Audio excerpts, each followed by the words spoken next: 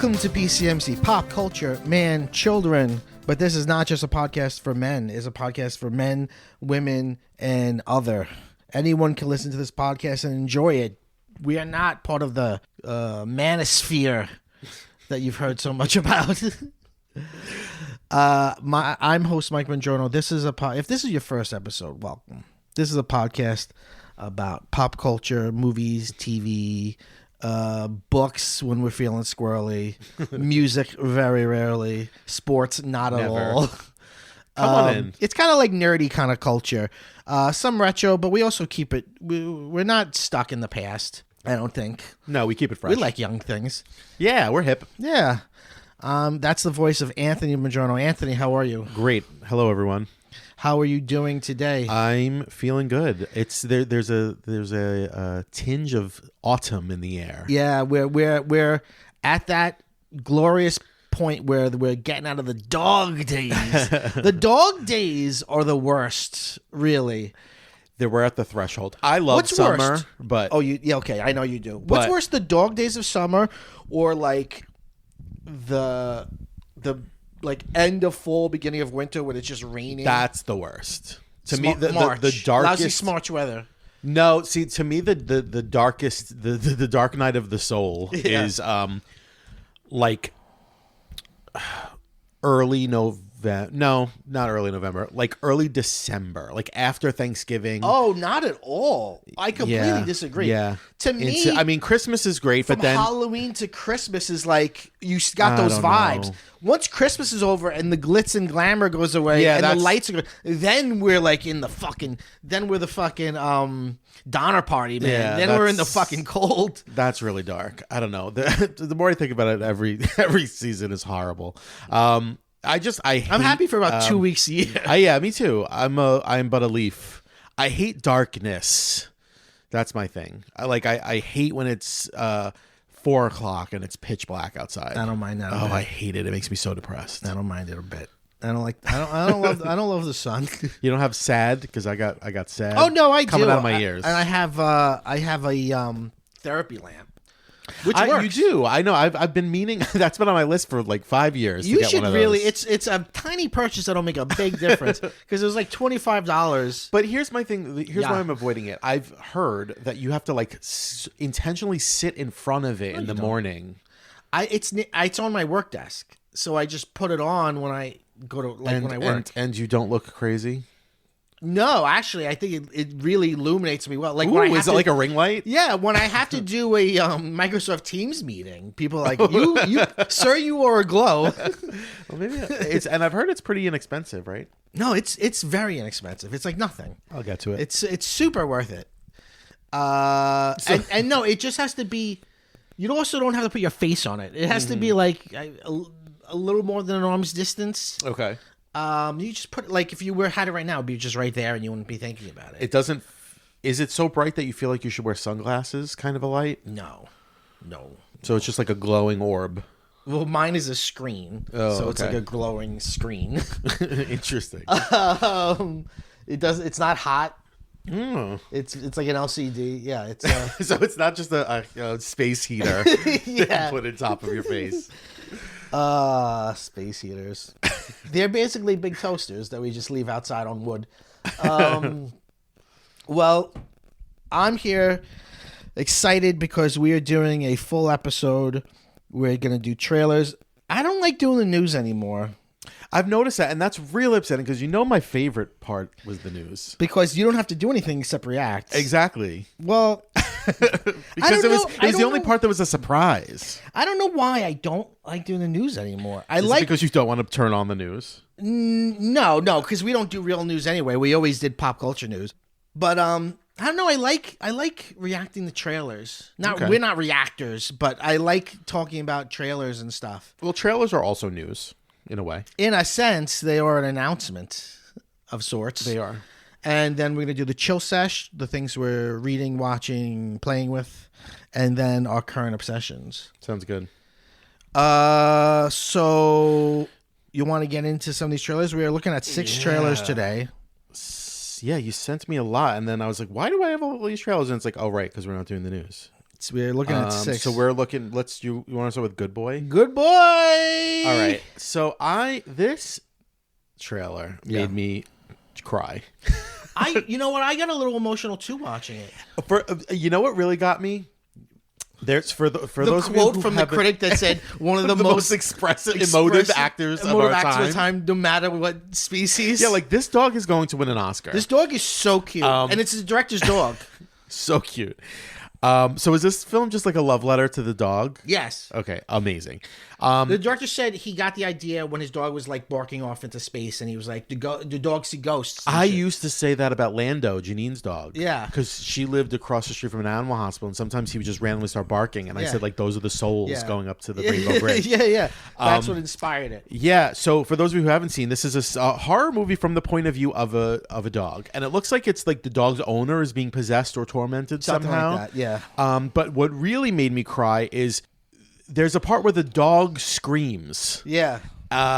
Which you don't really hear a lot in film. Like when a dog yells out or yelps in pain. Yeah. It's such a pathetic sound.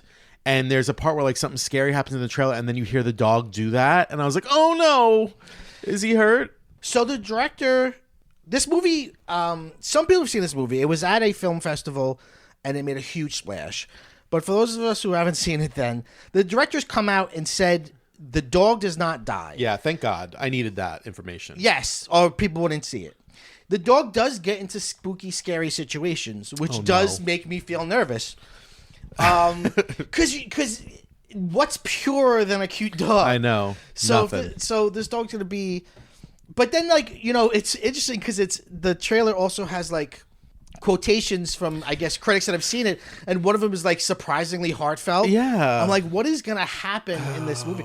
Do you know that? But the thing is, the dog doesn't need to die for me to cry. Like the dog just needs to be sad, and I'll cry. But you just gotta remember, the dog's not really going through this. But he looks like he is. He's one of the most emotive actors of our time. This is the Meryl Streep of dogs. The dog is gonna win an Oscar. And when you see that quote, it's like a shot of him like reacting to stimuli. He's like he's acting. It's so.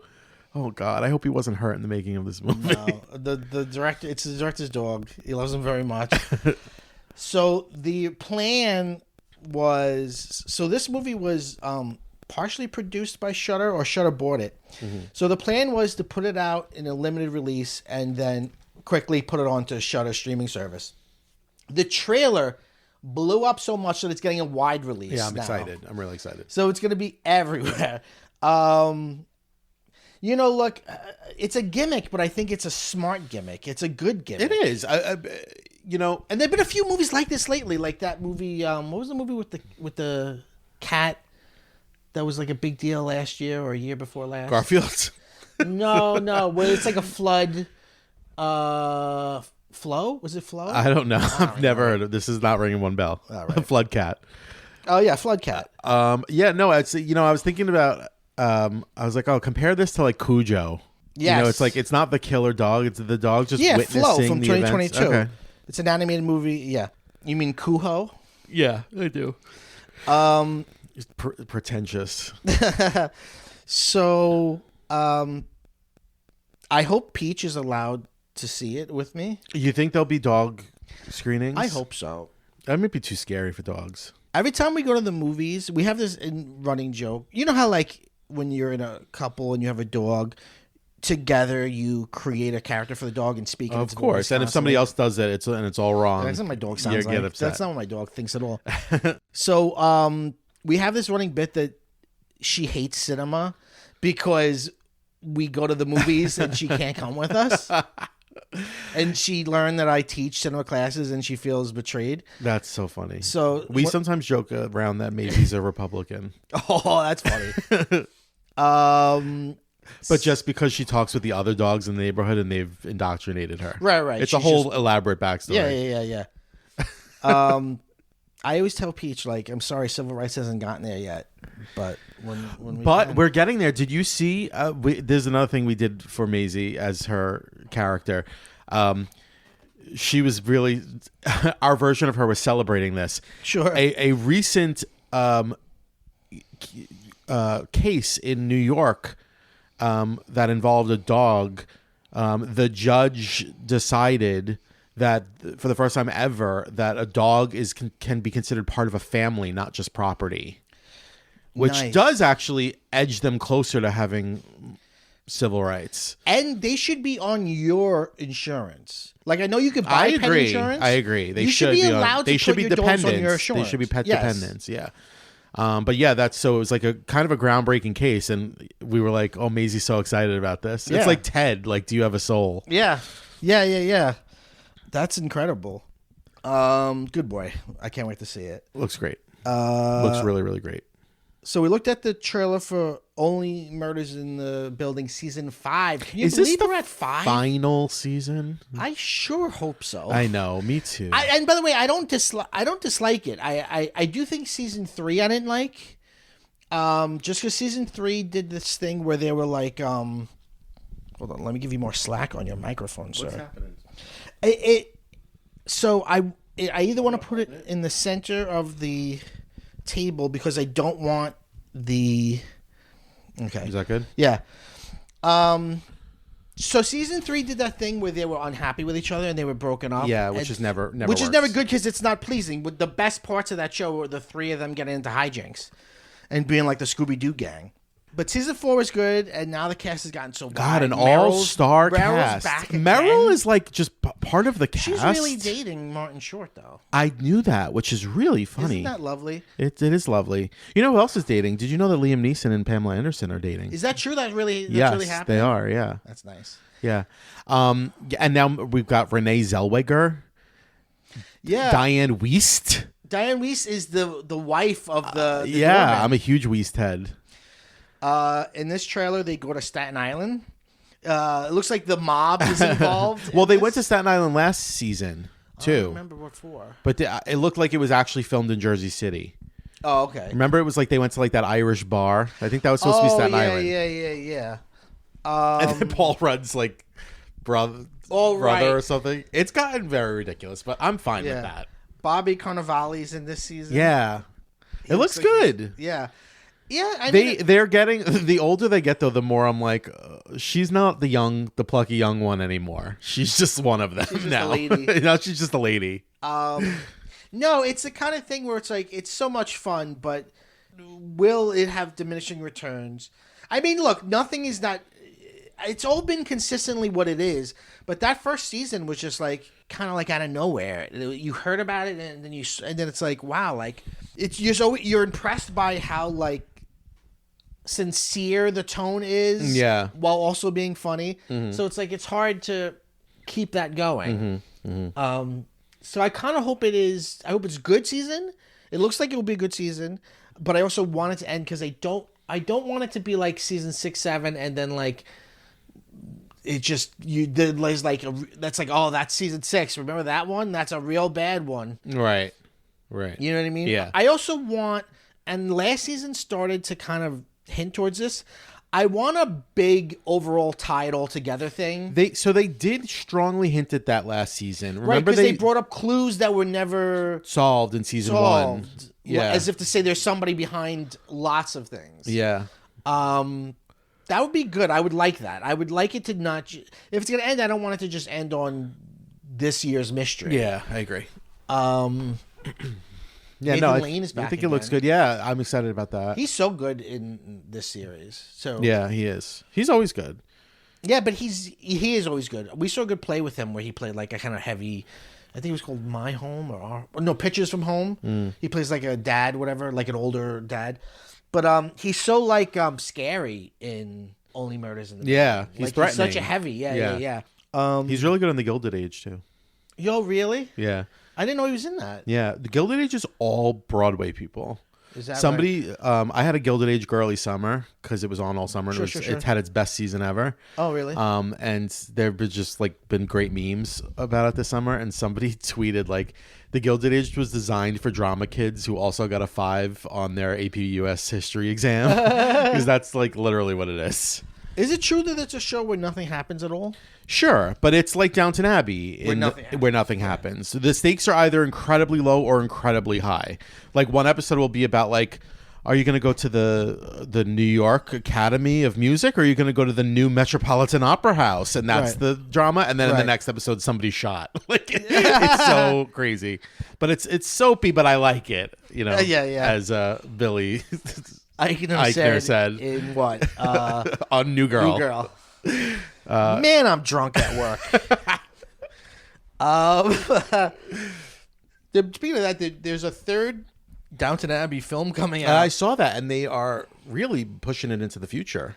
It's like the 1930s. It looks like. Yeah, and Maggie Smith is gone in real life. So, and she died in the second movie. Spoiler alert. I never saw the movies. I've only seen the movies. You never watched Downton Abbey, the show? No. I saw the first couple seasons.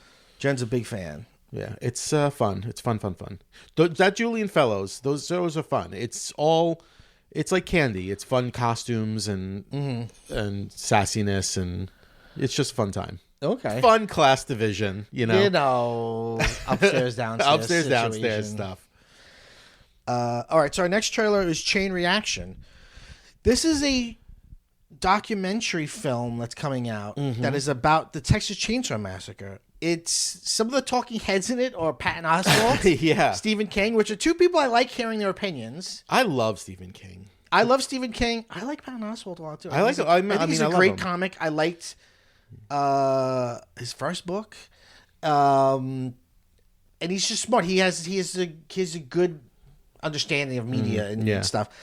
And this movie's doing what we do here sometimes at PCMC, which is it's elevating something. It sort of seems like the movie's like, yes, this is a very popular horror movie. This is very well known, but like maybe it's even more important than we're giving it credit for. Yeah, I kind of felt like when I was watching it, I think it looks great. But I had the thought when I was watching it that I feel like there's this new crop of, or maybe it's not new, but like relatively new crop of documentaries that are not really investigative. Yeah. They're not really behind the scenes ish. Yeah. They're just kind of like what, like you said, like what we do. They're almost like podcasts as documentaries where it's like, let's just get a bunch of people talking about how this has had an influence on them. Like a bunch of people and you like. Yeah. This one thing they all really like. Yeah. Let's re-examine that thing. And I think that's great. Yeah. But what's funny is then at the end of the trailer, it said from the director of Lynch Oz. And I was like, oh, what's that? Because You've never seen that? You never told me about that.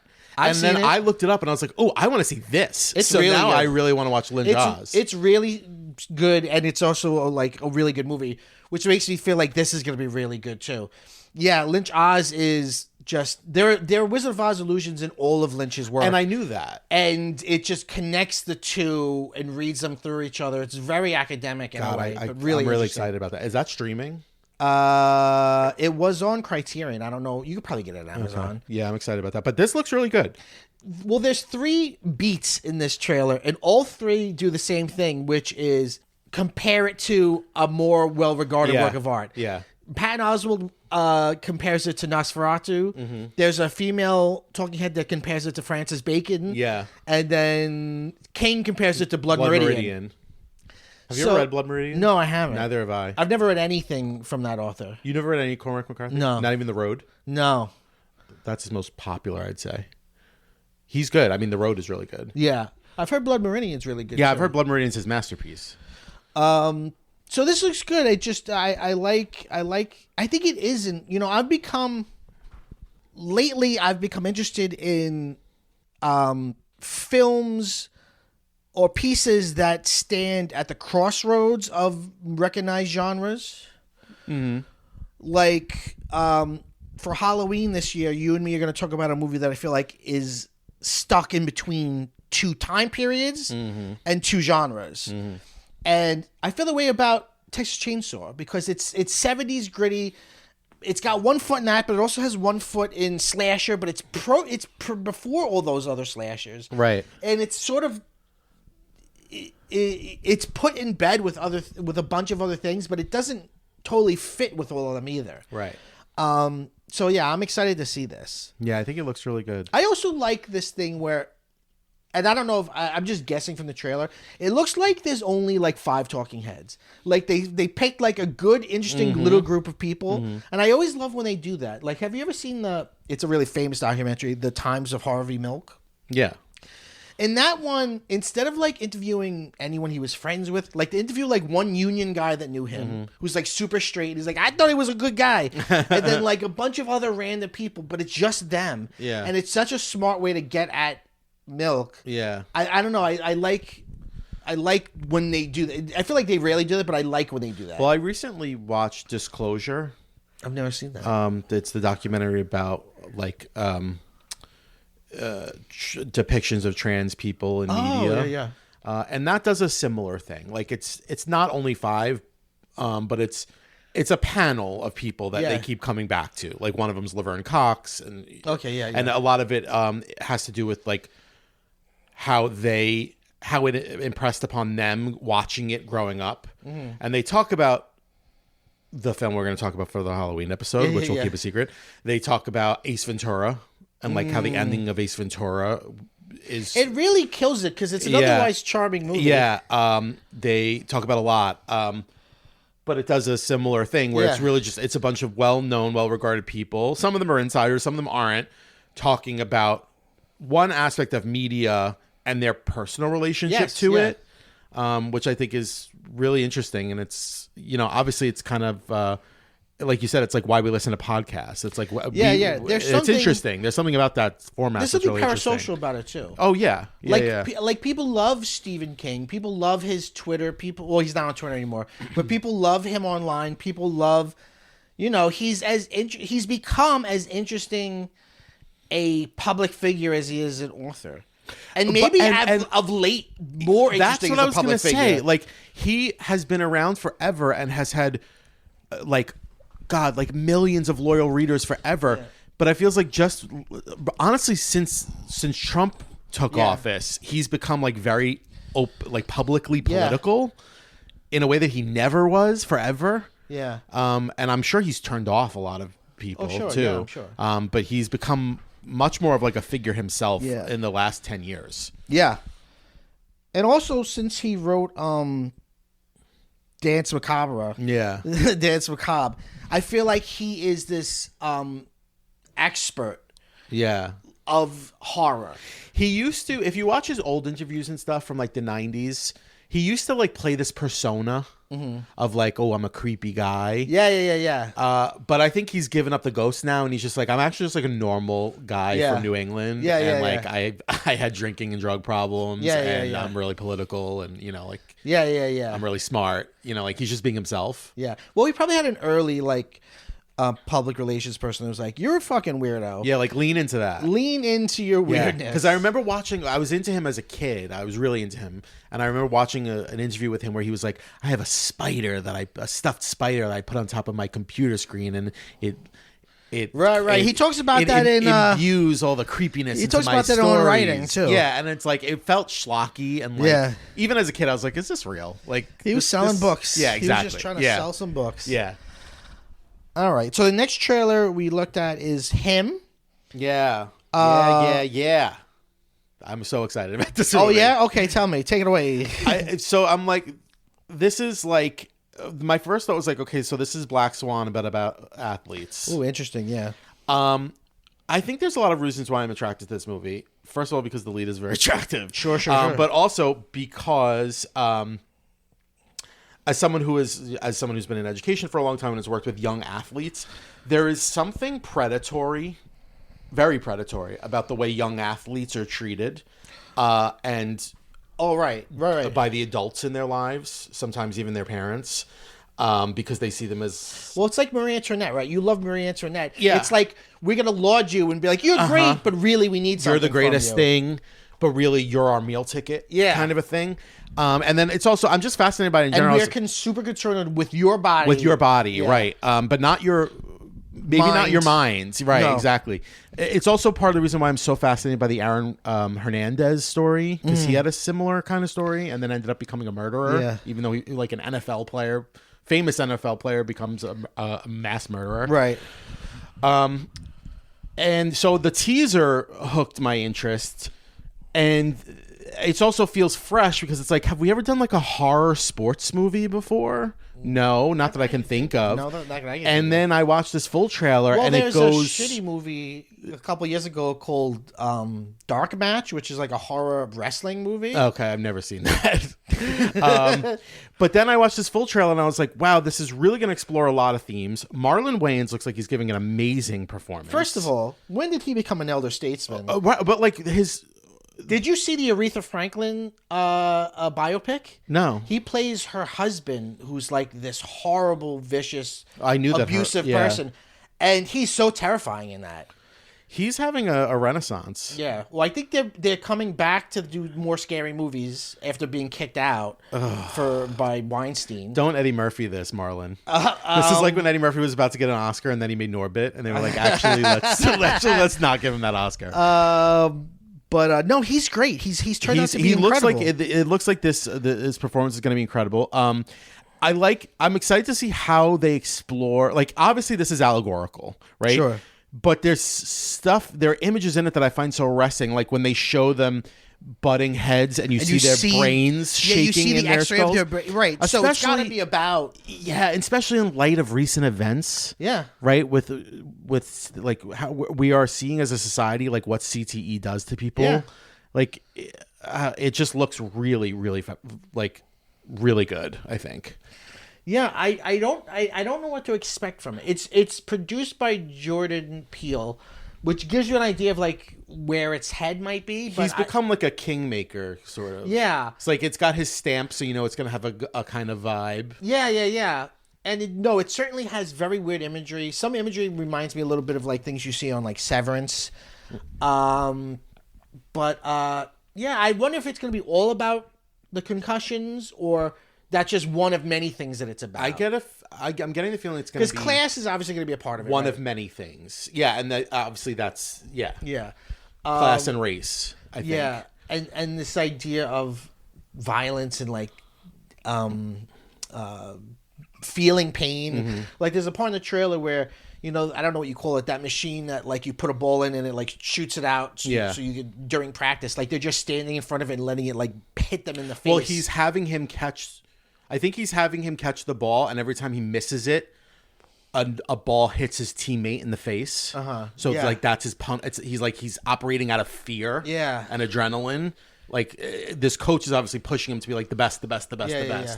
And I love that it's called him because that's such like a thing. Like, oh, I'm him. I'm the Yeah. GOAT. I'm the greatest. And then at the end, I like when you see it says him, and then he's kind of standing like Jesus. Yeah. The imagery alone looks like really fucking cool. Yeah. Yeah, I think this is going to be really good. I hope it is. Yeah, I'm excited. There's for been horror's been really good lately. Sinners was really good.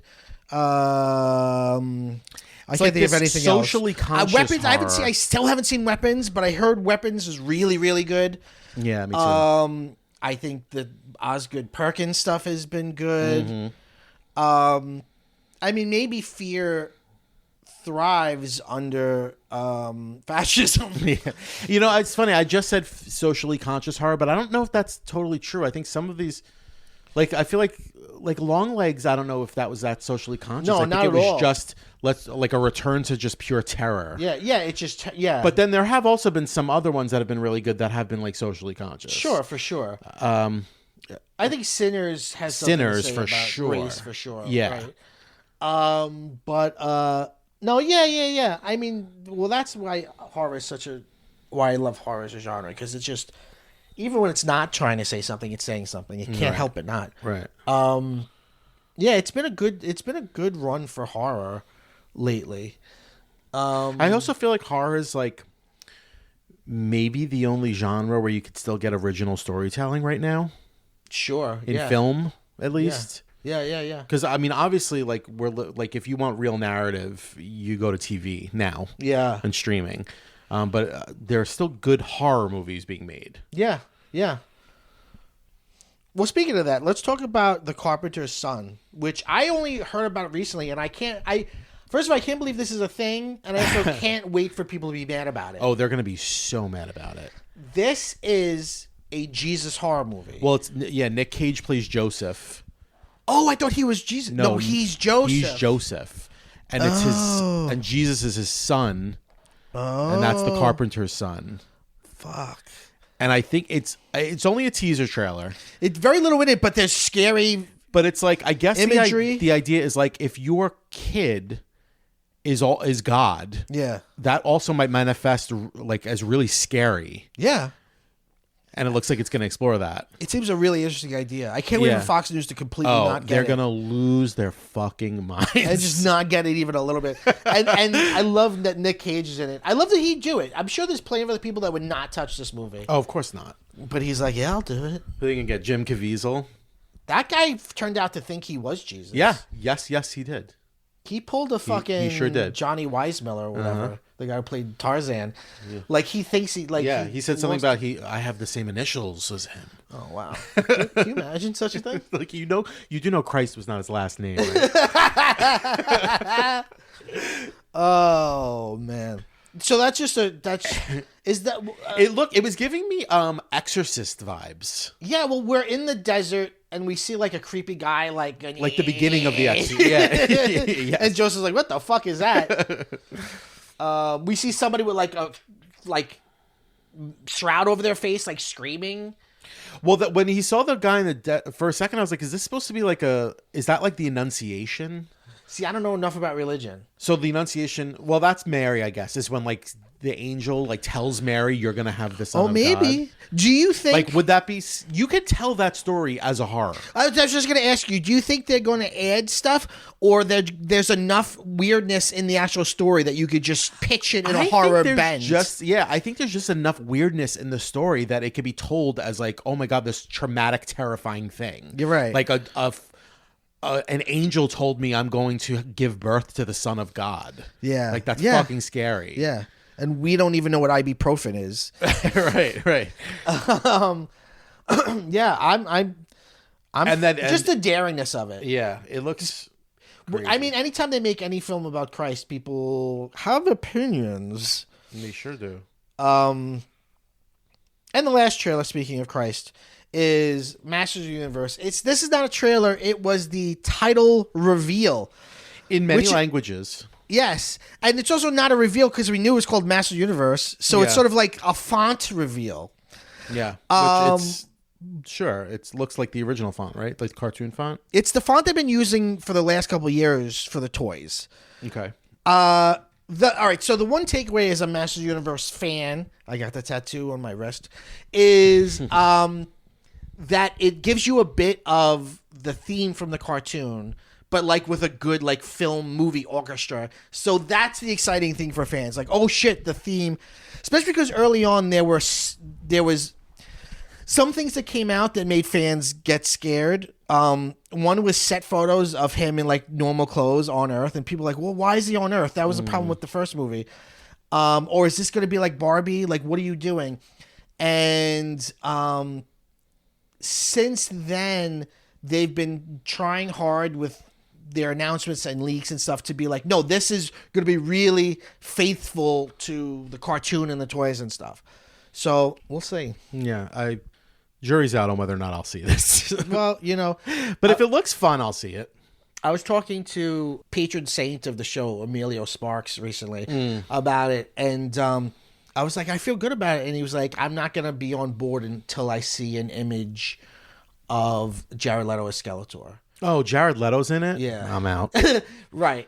I hate Jared Leto. They're like, who can we get to ruin a classic villain? Yeah, who's the most unlikable person on Earth? Who's someone that like a classic villain, but like will ruin it?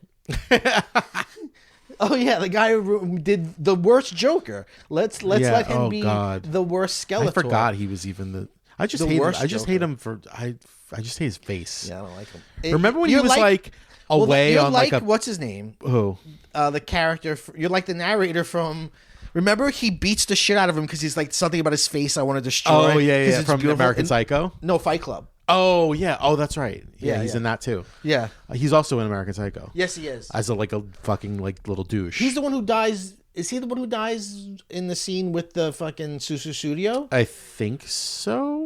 Where he's like plays the radio. I think he is. The sex worker is there too. Oh, I don't remember. No, Susudio is like he's having sex and he's like looking at himself in the mirror. Or is it Hip to Be Square? I don't know. Oh, I think it's Hip to Be Square. Yeah, okay. He's wearing like a raincoat. Yes. Yeah, I just don't like him. Remember when he was I like don't like on a Jared Leto either. peyote trip and he was like, "Oh, there's a pandemic." What? So yeah, I agree with Emilio. I've got to see an image of what he looks like as Skeletor before I could co-sign any excitement with this movie. Yeah, I get that totally. All right. Well, gosh darn it, we just talked about some trailers. Let's take a break. We'll come back with the chill sesh.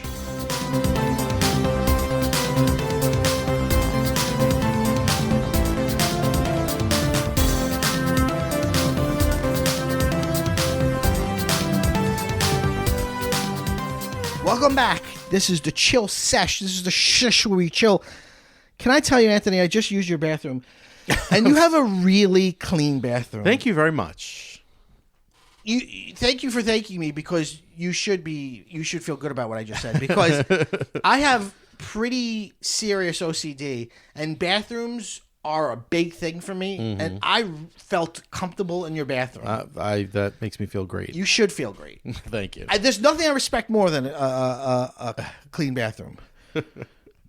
This is a very Larry David right now. No, it's true. It's true. No, my OCD, traveling is a big thing for me. I bring my own blankets and pillows and stuff. Really? Yeah, I don't. Ugh. I just don't think about it. If I were a rock star, and I could like have things that you like, you know what I mean? Everywhere I go, I'd want a fresh mattress. I'd want a new bed made for me. That would be your ask. That would be my rider. Yeah. You know, you give me a new mattress. Anyways, so congratulations on your bathroom. Thank you very much. So this is the chill sesh. This is the sesh where we chill. What have you been chilling with? Well, I think you know, because I've been texting you about it. Yeah. I have been chilling with an audiobook that just dropped. Yes. It's called Your Favorite Scary Movie. I tried to pick it up and it was sold out at a Barnes and Noble. It's all the rage. It's pretty very popular. exciting. So A lot of millennials, I guess, are reading this book. Yeah, I audiobook from time to time, not a lot. Sure.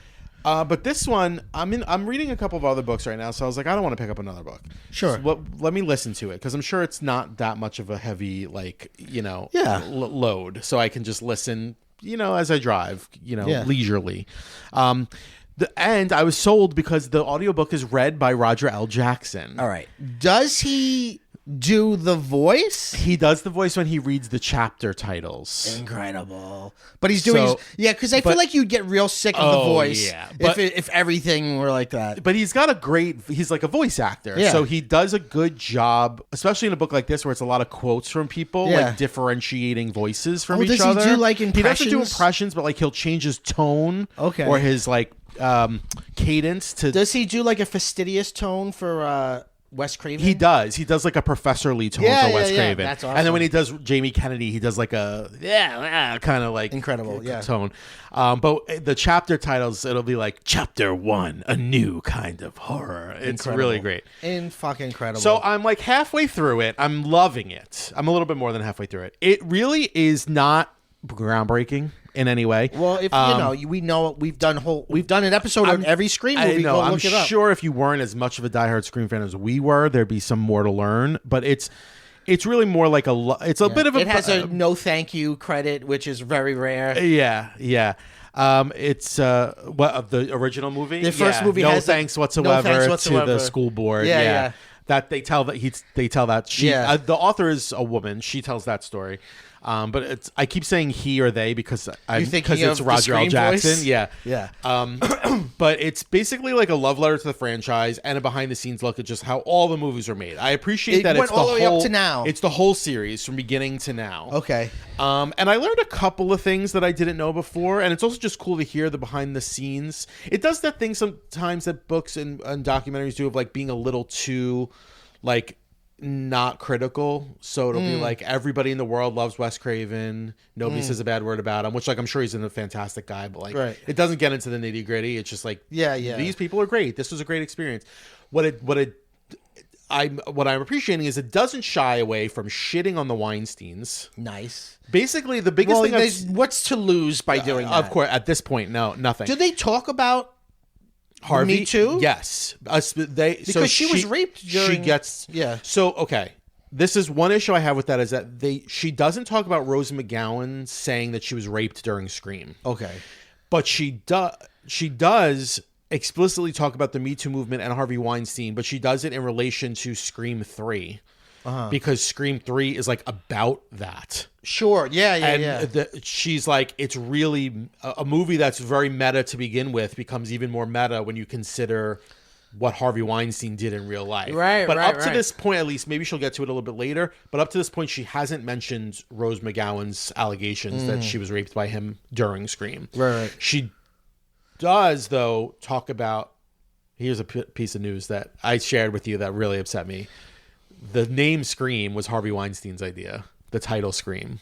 Okay. It was a scary movie throughout all of production. Right. And then the Weinsteins were like, we hate that name. And then Harvey was like, let's call it Scream after the Michael Jackson song. Oh, after the Michael Jackson song. Yeah. Interesting. Not after the Edward Munch painting. No. But whatever.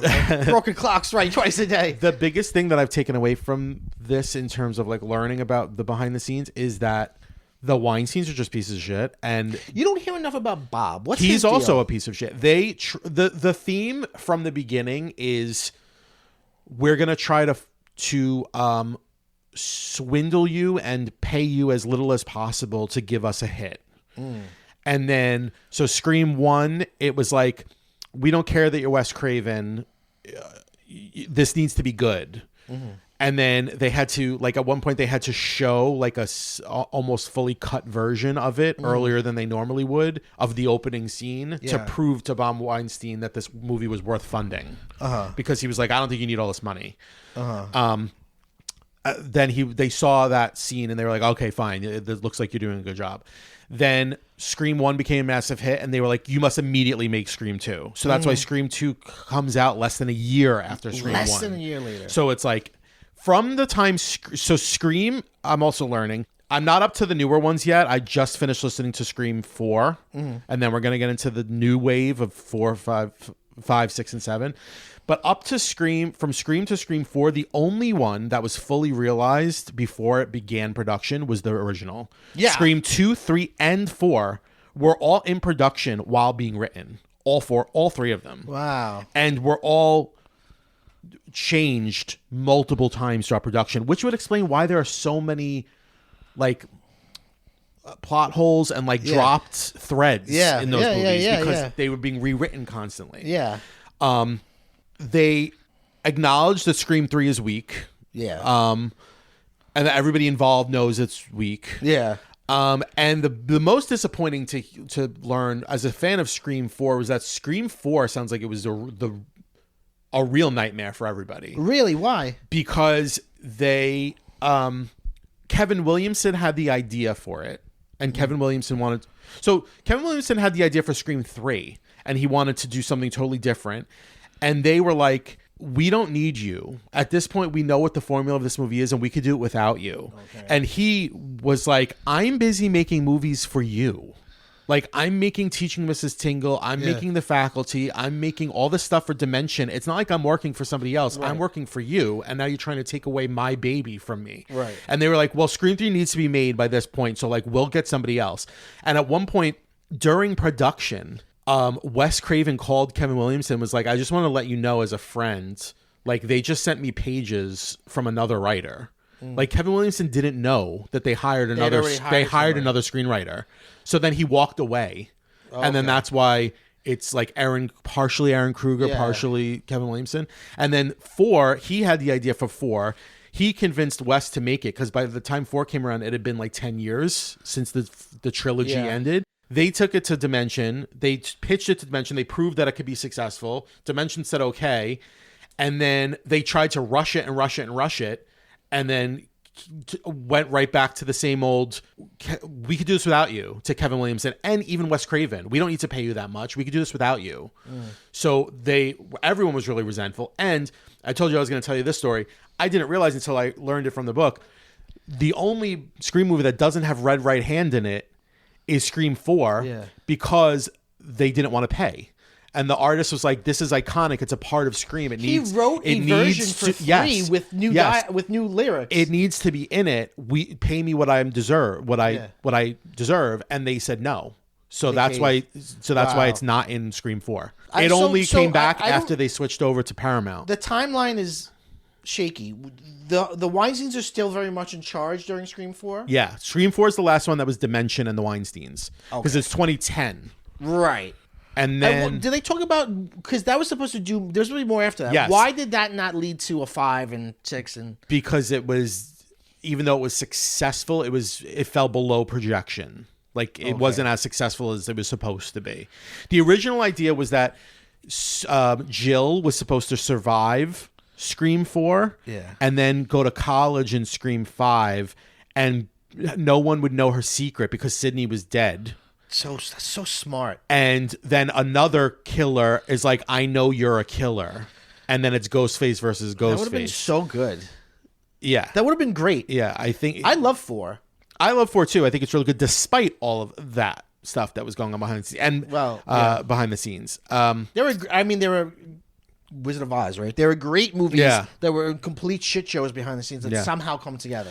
So it sounds like I'm not up to this part yet, but it sounds like eventually the Weinsteins fall out, Miramax dissolves, Dimension is dropped, and then it sounds like Radio Silence are going to be the ones to bring it back with Blumhouse and Paramount. You know, I don't know if they talk about this in the book, but going back to the 90s, when the Weinsteins first sort of came on the scene and Miramax first came on the scene, they were like indie people. Well, they were like not the big moguls, Right. Then they became that thing. Exactly. So they talk about that. So Miramax, the first Scream was it's technically an independent film. It was made by Woods Production, which was like a small production company, and then it was acquired by Miramax, but they were a prestige indie label. Right. So they were like, let's run it under Dimension, which is our genre label. Right. And then that built Scream really launched Dimension. Right. And then they also did a shitty thing by making the Scary Movie franchise under Dimension. And letting them have the And name letting Scary them Movie. have that because of the names, they had the name Scary Movie, they used it. Yeah. And apparently Wes Craven was really mad because really? he was like, they basically just took the movie that made them a lot of money that we made, did it again, but like stupid and spoofy, didn't give us a dime, and like took all of our IP. Wow, yeah, that's true. So they had their cake and eat it too, because they made Scream and then they made the spoof of Scream and made money on both of them. Right. And then they said that that's another reason why they felt like Scream 4 struggled, because when Scream 4 came out, Scary Movie was still more relevant. So they were like, it was an uphill battle because now Ghostface was associated with like stupid comedy. So it was That's true, hard to make him scary again. That's really true, yeah. So it was it's interesting. It's a good read. It's a great listen. I don't know if it'd be as good of a read. I'm sure it would be. I like a breezy read before bed. This is that. I like a breezy nonfiction before bed. Yeah, like this right is now I'm definitely reading. I don't remember what it's called, but I'm reading some book about like this comedy writer and his history with video games and shit. I'm also reading a very harrowing book that I was telling you a little bit about. It's called Let's Go Play at the Adams. It was written by Mendel W. Johnson. It's the only book that person ever published. And for most of their career, they just like wrote like boat reviews for like a boat magazine or whatever. And it's under the Paperbacks from Hell imprint. So it was published in the 70s or 80s, and now it's 1980. reprinted under the new Paperbacks from Hell. Hell. Right. So there was a nonfiction book some years ago called Paperbacks from Hell, written by Grady Hendrix, who also wrote like My Best Friend's Exorcism and How to Sell a Haunted House. And it's just about like every chapter is like begins with like a big book like The Godfather or The Exorcist or Jaws, and then like all the kind of ripoffs. And basically it was a time where paperbacks were a big deal, and these cheap little like lurid paperbacks were, it's Paperbacks from Hell. It's a really, really interesting book. But now they're starting to reprint these old books. This book, Let's Go Play at the Adams, apparently has been out of print for a long time, but has an infamy around it, and like you could find like original copies on eBay for like $600 or something like that.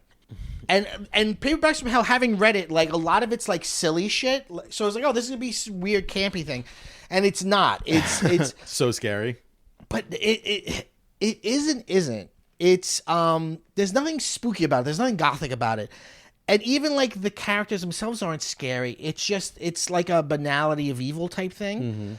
It's about a babysitter and a group of kids. And I'll spoil the whole thing for you right now. Great. Because I spoiled it for myself. I'll get to that. It's about a babysitter and a group of kids, and she's like watching them for 2 weeks, and like they live in a country house while the mom and dad are away in Europe.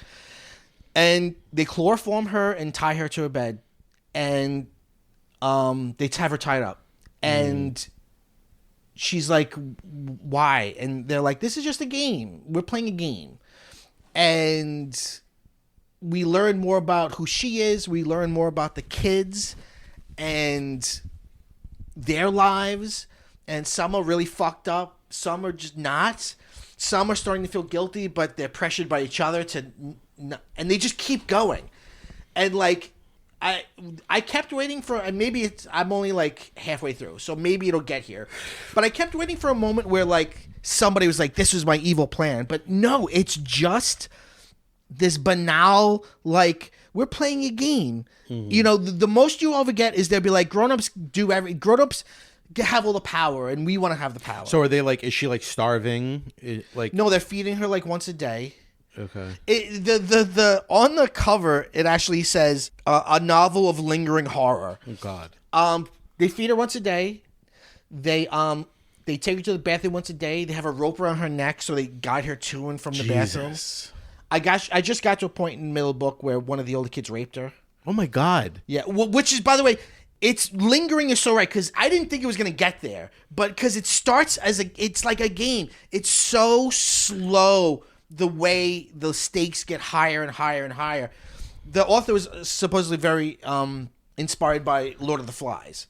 So the way that Paperbacks from Hell is structured is every chapter is a classic horror, and I then believe all the mass market copycats. I believe, although I don't know what this would be a copy That's of. what I'm asking. Like, I don't would remember. It be, okay. Do you have it? I do have it. It's up there. Yeah. We're going to the shelf now. We're going to the Urtext. We're going to Here. We're in Anthony's salon, and we are So going. this is to, Paperback from Hell. Is it?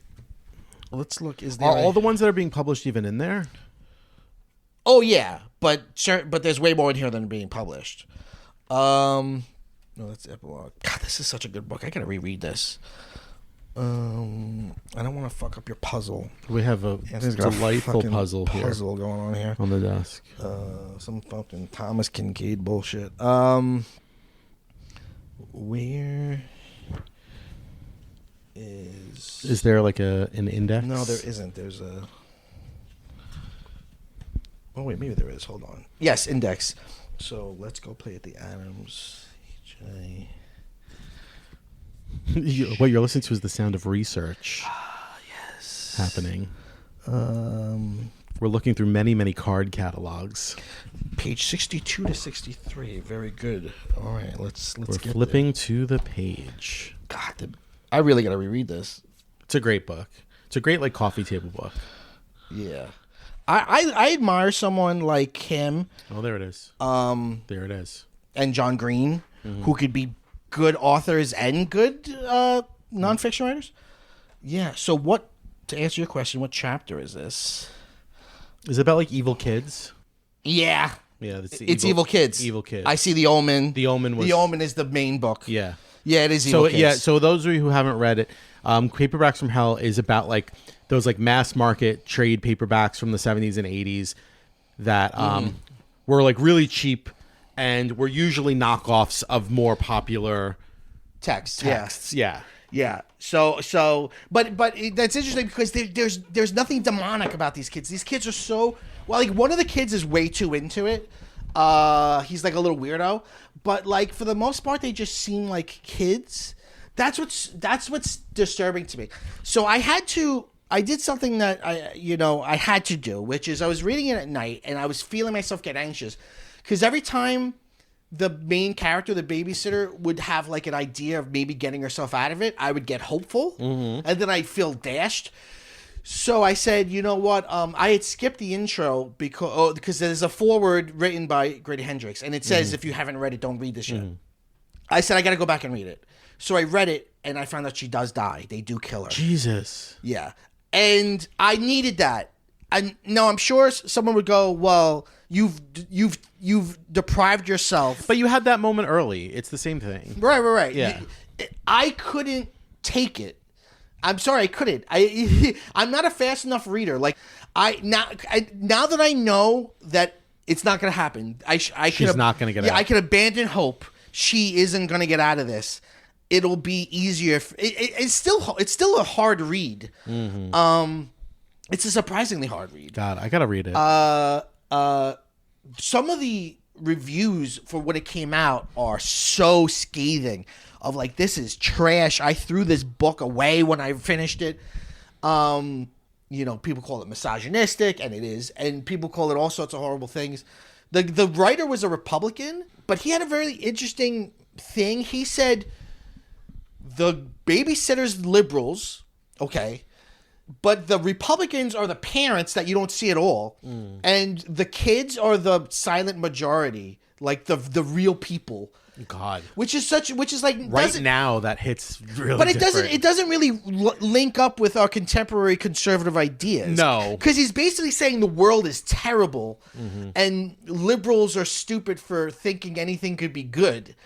Because this book and Republicans are just like out, and Republicans are just like out of it. It's really interesting. That is interesting. But also, like as Grady Hendrix points out in his foreword, it's more than a metaphor because the author was an alcoholic. The author talks about how he was increasingly drinking as he was writing it because he was like, I really liked the babysitter and I wanted her to get out of it. And I was drinking more because I didn't like what was coming out of the typewriter. And I got to a point where it was like, I could either save her or save the book. So I saved the book. Jesus. And it's the only book he ever published. Wow. Isn't that crazy? Imagine you had some of your family that they published one book ever. And you're like, oh, really? And it's this fucking book? Yeah. It's like, Jesus Christ. And I'm sure like he wasn't paid much for it either. Oh, I'm sure not. Yeah. I'm sure not. These were just like drugstore not paperbacks. Yeah. It's got a cool lurid cover of the babysitter tied up in a chair. I was not prepared for what it was. You thought it was gonna be like campy fun. Yeah, because like there's like a people always reference this. There's like a Nazi elves book in there. Yeah. There's a lot, so it's like, oh, this is gonna be camp bullshit. And I mean, part of me feels cool. I think it's cool that this book was such a. It wasn't famous by any stretch, but it was like a hot topic, and it went away. And it's cool that Quirk has published it again. I think it's cool that Grady Hendrix is giving these books a second life. Yeah. If you go on Goodreads, and Goodreads I have problems with. Because if you review every book you read, you're a weirdo. There's also a lot of paid people on Goodreads, and there's also like a lot of kids that only care about his YA. Yeah. But it has really good reviews on Goodreads, so it's so interesting that people seem to like it way more now. But that seems to be the trend, as Grady Hendrix said. Like as the years have gone by, people have liked this book more and more. Yeah. No one wanted it in 1980 when it came out. It's so interesting. Yeah, it's really interesting. But I'm only reading it during the day now because it really puts you in a bad mindset. Yikes. It's like a train wreck coming, and it's like you can't even be like, oh, these kids are evil because they're not. It's just fucking. It's just like humanity is fucking. Yeah, it's a very dark. So that's what I'm chilling with, although it's not very chill. Well, you know why? And this is lovely. My birthday's coming up. And Jen was like, what do you want for your birthday? And I was like, I don't want you to spend a lot. Because she was like, you want to go see Broadway show or whatever? And I was like, no, I don't want you to spend a lot. And I was like, you know what I would really like? Let's take a little trip to the bookstore and I can pick out some books. And we did. And I picked out some books. I got a kid's book from the Halloween section. It's called There's a Ghost in This House. Oh, cute. I love a picture book. Cheap art. There's cheap art that you can get. I got this book, Let's Go Play at the Adams. I got a science book that I was interested in called Your Inner Fish. And I got horror movie by Paul Tremblay, which I've heard good things about. Yeah, I've heard good things about that too. Paul Tremblay also did Cabin at the End of the World, which I haven't read, but I've seen the movie. So I picked up some spooky books. It was nice. Very nice. And yeah, I've been reading more lately and reading actual books more lately. And you know, I mean, yeah, you know what? This is worth talking about because this is PCMC and we talk about real shit. My job has been burning me out, and reading has really been helping me center myself. Burnout's real. Sure is. They say that reading, even if it's only 6 minutes a day, is really good for your mental health. Yeah. I've heard reading anything. You can read the phone book. It's because it's like meditation. It's meditative, yeah. You're hyper focusing on something, and that just alleviates stuff. And it's but you're not hyper focusing on your thoughts. Yeah. You're like, instead of like turning it off or whatever, which is kind of impossible, you're like the focus beam, you're putting it on something else. Well, that's why I started doing puzzles, because my therapist recommended it. Because it's you have to focus outwardly for a long period of time. Yeah, I bet. I felt that way about Lego, but I ran out of room. I ran out of room for Lego. Well, because the thing with the puzzle is once it's done, you just break it apart. But Legos, you're like, this is a model now. Yeah. You feel bad breaking it apart. Yeah. All right, let's take a break. We'll come back with our obsessions.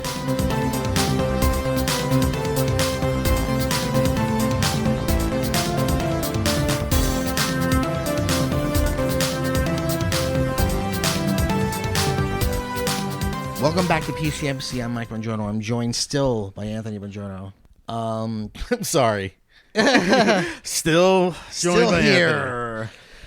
This is Obsessions. I want to go first because I believe in mine, but I don't have a lot to say about it. It's not a strong segment, you might say. Can I say one thing before you start? Yeah. I wrote this down because I didn't want to forget it, and I still fucking forgot it.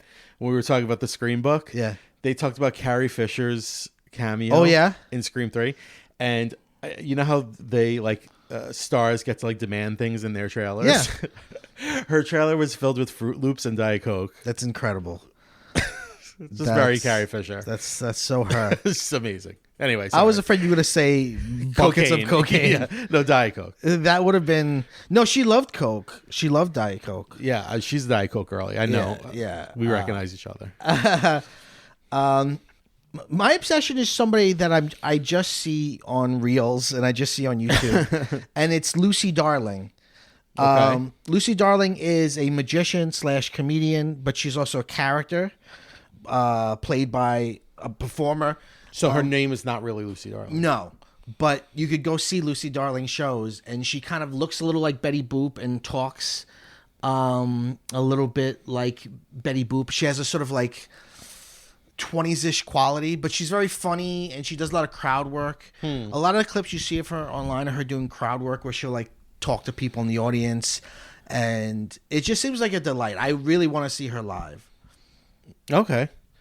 Just That's it. That's it, folks. Just look up the clips.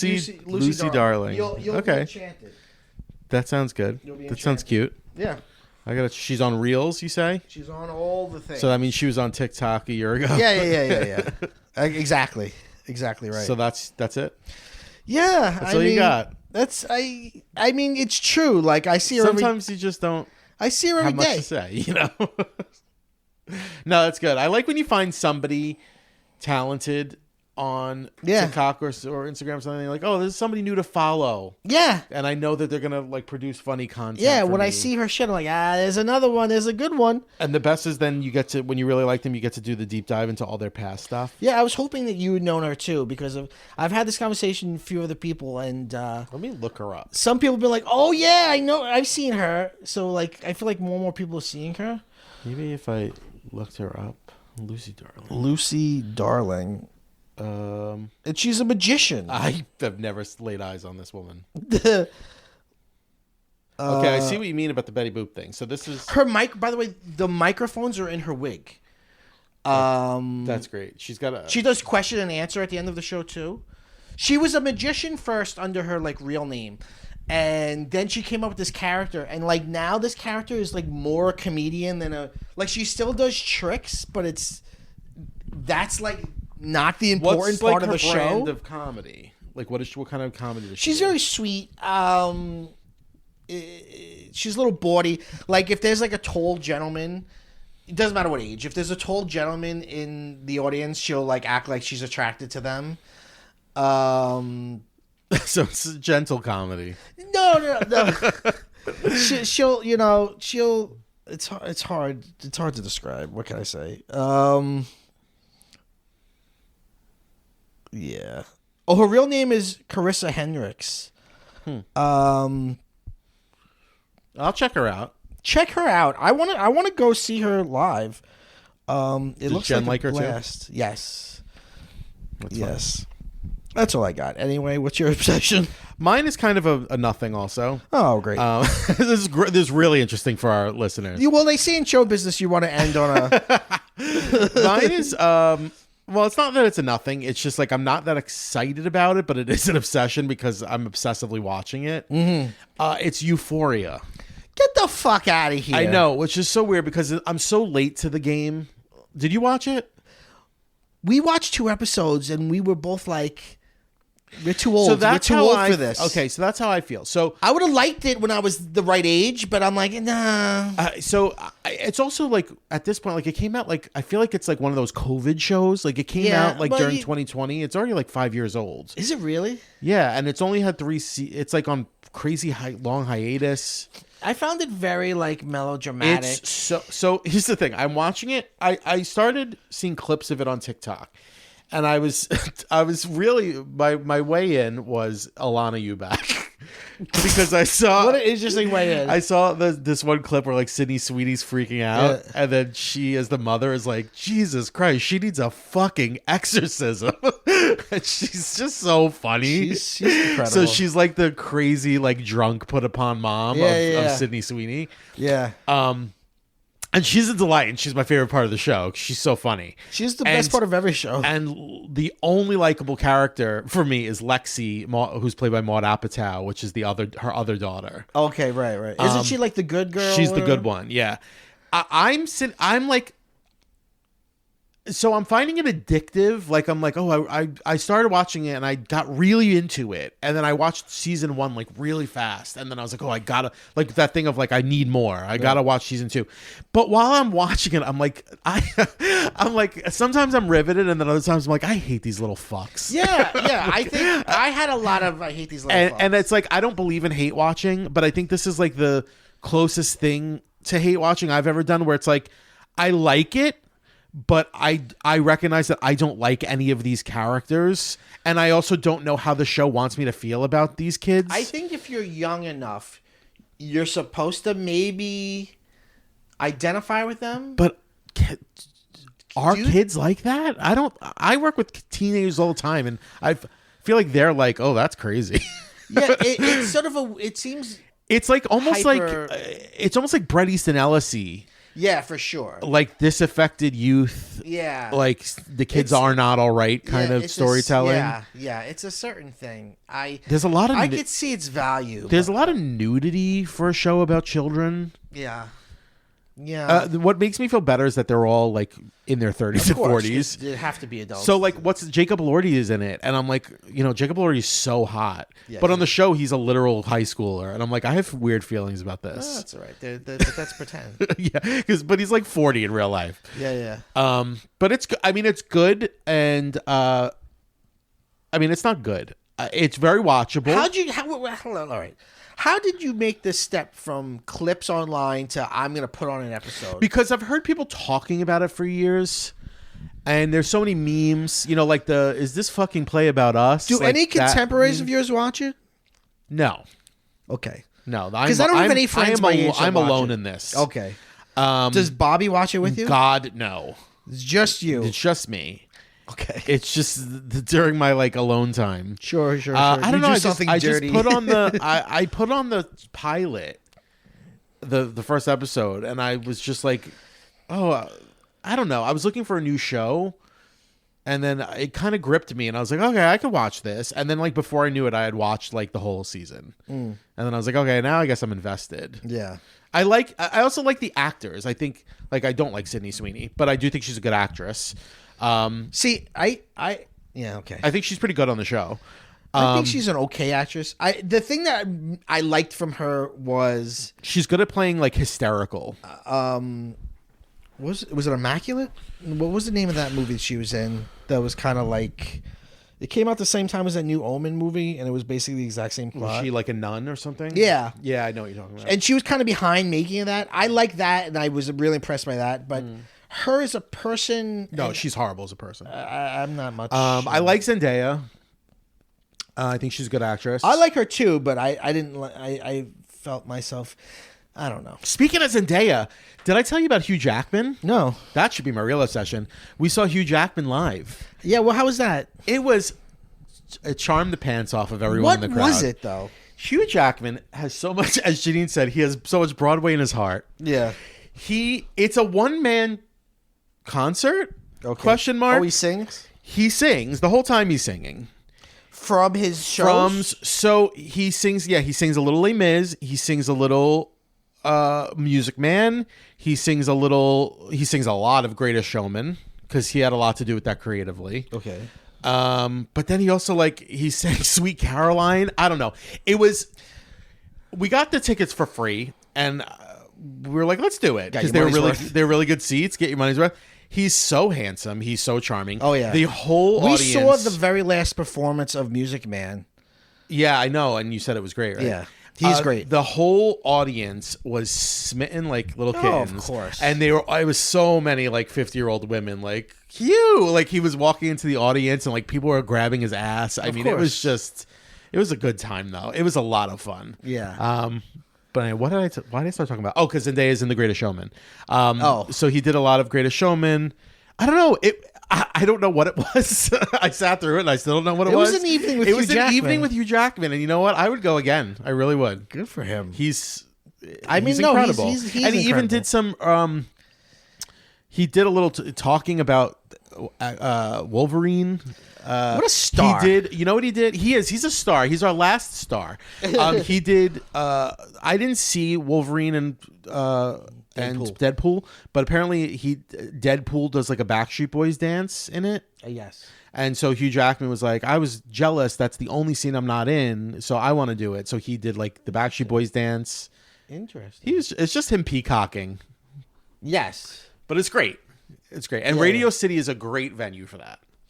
Radio City, nice. What was the makeup of the crowd like? Girls and gays. Sure. Women and gays. Okay. We were on the younger side for the crowd. Oh, you were on the younger side for the crowd. But then also some scattered Marvel fans. Sure. There was a kid there. There were a few kids there in Wolverine masks. That's cute. Everybody seemed like they were having a fun time. It was wholesome, is what it was. Everything about him is wholesome. Yeah, he's a good guy. Yeah. You ever see that clip? I'm sure you have. You have the internet. That clip where he's being interviewed by somebody and he's like, the person had been his student and he was like, "You're not going to mention that I was your gym teacher?" And the kid was like, "I thought you wouldn't remember me." And he was like, "Of course I remember you." And because of course he was a teacher before he was. Of course he was an actor. Oh damn. Well, let's end on that note. Let's end on the happy Hugh Jackman note. This has been PCMC. I'm Mike Bongiorno. I was joined by Anthony Bongiorno. Anthony, we end every single episode by saying, go bye-bye.